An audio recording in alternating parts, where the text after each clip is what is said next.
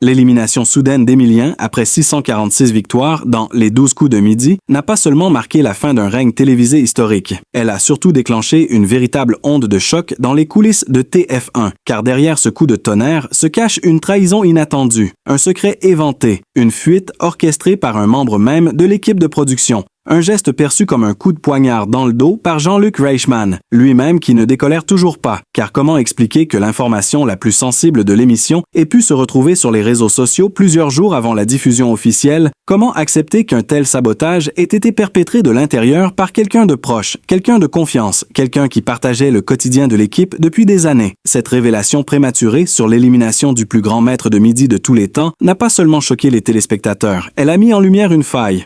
Profonde dans ce que tous pensaient être un bastion d'éthique et de discrétion, la production a tenté d'éteindre l'incendie en niant les rumeurs, en espérant que la tempête médiatique se calmerait. Mais il était trop tard. Le mal était fait. L'épisode fatidique a bien été regardé par près de 5 millions de Français, un record d'audience certes, mais à quel prix? Car derrière les chiffres d'audience se cache une tension palpable, une colère froide et une blessure encore vive chez celui qui incarne le jeu depuis tant d'années, dans une interview donnée sur Europe.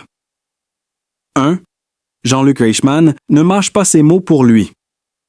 Ce n'est pas une simple erreur ou une indiscrétion. De trop, c'est une véritable trahison, une faille dans le contrat de confiance sacré qui unit chaque membre de son équipe à ce projet devenu culte. Il parle d'un climat de méfiance, d'une blessure morale, d'un sentiment de trahison qui le ronge, car cette fuite ne vient pas d'un anonyme, elle vient de quelqu'un d'interne, quelqu'un qui connaissait la portée de son acte et qui, malgré tout, a décidé de briser le secret et de le publier au grand jour. Alors que la production s'était acharnée à préserver le suspense, cette personne anonyme a donc révélé au monde entier ce que TF1 voulait garder secret. Et ce geste isolé a déclenché une série de réactions en chaîne qui ont secoué l'émission jusque dans ses fondations, ce qui rend cette affaire encore plus choquante.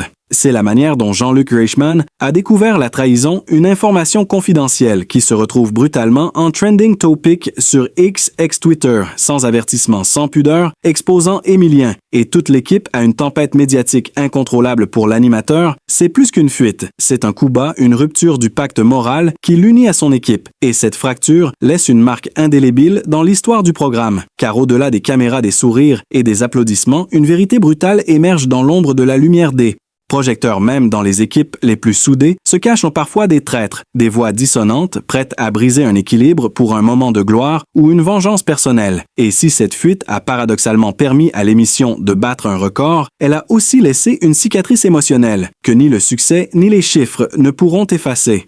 Ainsi s'ouvre un nouveau chapitre pour les 12 coups de midi, un chapitre marqué par la méfiance, les doutes et une question lancinante qui plane toujours comme une menace invisible qui a trahi Emilien et pourquoi.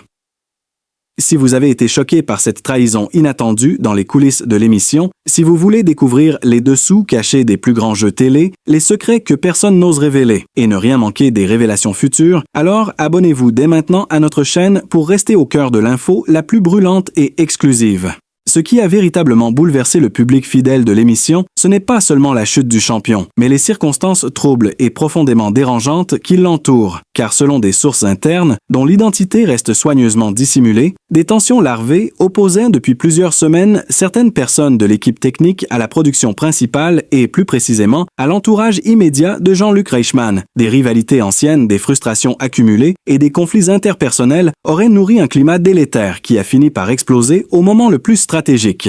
L'éviction d'Emilien aurait donc été non seulement exploitée médiatiquement, mais aussi préméditée dans son dévoilement par un ou plusieurs individus cherchant à saboter la stratégie de communication de TF1. Ce qui est encore plus troublant, c'est que selon un témoin resté anonyme, la fuite de l'information ne s'est pas produite de façon isolée, mais aurait été orchestrée en plusieurs étapes avec une diffusion soigneusement chronométrée pour maximiser l'impact sur les réseaux sociaux dès le jeudi précédent. La diffusion, une suite de messages codés, a commencé à circuler dans certains forums spécialisés et groupes privés, anticipant de manière suspectement précise l'élimination du maître de midi, en évoquant même des détails que seul un initié aurait pu connaître comme la couleur de la chemise d'Emilien ce jour-là, ou la phrase exacte prononcée avant la validation de la mauvaise réponse, plus choquant encore. Certains documents confidentiels internes aux enregistrements auraient circulé en capture d'écran sur des plateformes cryptées, laissant supposer l'existence d'un réseau clandestin de revente d'informations sensibles liées à des tournages très attendus, une théorie qui glace le sang et qui pose une question capitale. Jusqu'où certains seraient-ils prêts à aller pour un scoop?